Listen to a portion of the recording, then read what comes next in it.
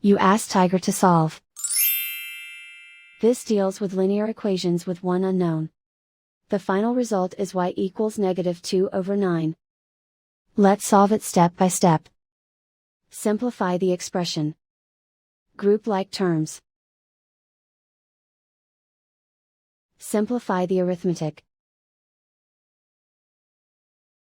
Group all constants on the right side of the equation. Subtract 2 from both sides. Simplify the arithmetic.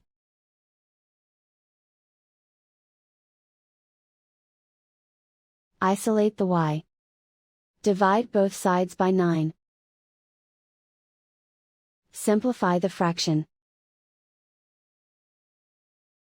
And so the final result is y equals -2/9.